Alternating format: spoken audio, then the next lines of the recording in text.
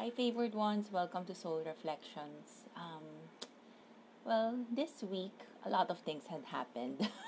um, ang daming realizations. And, in one of the things that is significant for me is growth as a person, not just professionally, but also um, growth as a human being, how to be a better version of myself. And you know that I've been mentioning that I have attended the series of workshops on Enneagram, which is a journey to self awareness, self realization, and at the yesterday kasi was the end of the workshop, and you know what I realized in terms of growth, it's not just about leveling up. It's not just growth on a vertical level. Every time we go up, every time we develop, we have to do the work at the level that we're in, which means that we have to grow horizontally. So when we grow horizontally, what it means is growing our skill sets, growing our talents, being consistent with our choices, with our decisions. Oh, hi Jess, hi Faith. Ayun, so before we even level up, before we even grow vertically, kahit one level, two levels, there's a lot of things that we have to do on a horizontal level, at that level itself. So that means learning new skill sets, enhancing your talent, learning to deal with other people, being more socially engaged, being a lot of things. It depends naman kasi sa growth eh. Ang example ko would be, kasi what I did was to look back in the past and look at where I am right now, where I am heading towards. Usually naman ganun, di ba? We look at the present moment, then we look back at the past because somehow your past shaped you. It doesn't really define you, but then it has shaped you into the person that you are right now. And looking towards the future because that's your truest self, your most authentic self. That's your future self is not really so far, but the future self is already here right now because everything that you do in the present moment, all the actions, all the choices will lead you towards that. So, hindi malayo yung future self. The future self is actually in the present moment every time you make decisions. So, in my case, there was a time in the past when I I kind of self-sabotage, self-abandoned myself. Then it went up to, okay, I was denying a lot of things in the present moment. Tapos, naging resigned with the things that's going on. And then, I became very accommodating to other people until I gained my self-confidence again, my self-worth. And I became more supportive of other people's growth as well. So, going up that level of development or leveling up, hindi siya straightforward, hindi siya linear. At every stage, there are situations that would help me build within that level, that would help me go up the ladder, go up that level of development. And minsan nga sa mga challenges or sa mga tests in your certain level, pwede ka pang bumaba ulit, di ba? Kung bumaba ka, then what can I say? There's always room for growth. Then that means you haven't really learned the lessons and you have to retake the test again. So, kasi, di ba, ang point ko here is that a lot of times when we think about development, it's always going up.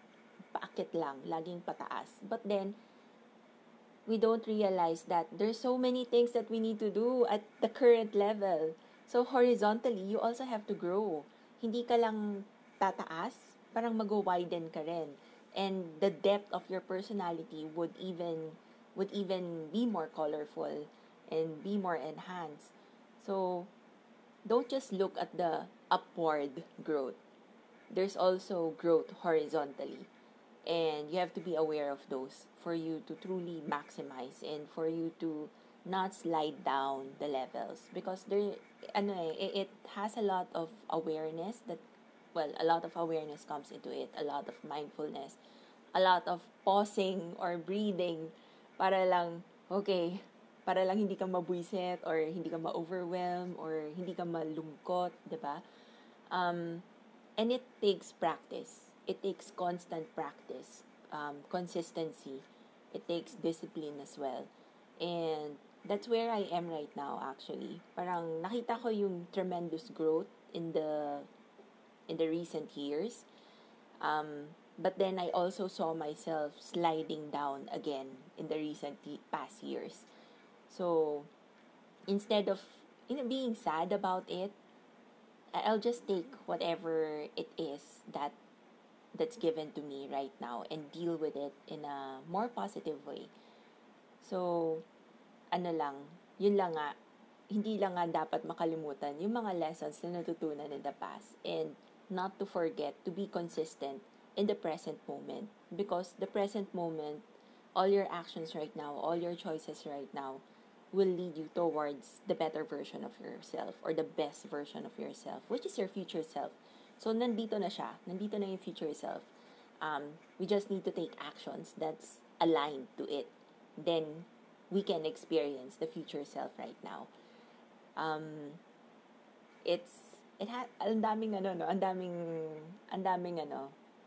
I'm not sure if you could get what I'm saying, but,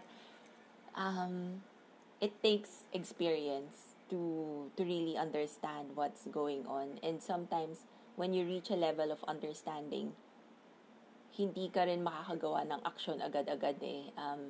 Kasi wala pa sa realization level. When we start taking actions on our issues or on the muck that we created for ourselves, that's when we come to certain realizations in life.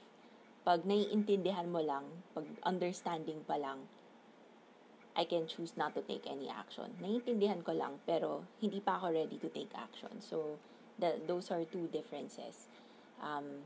Sometimes we're just at the understanding level, but then, kailangan pa ng realization for us to take action. So, right now, I'm varying. Parang nandun ako between understanding and realizing.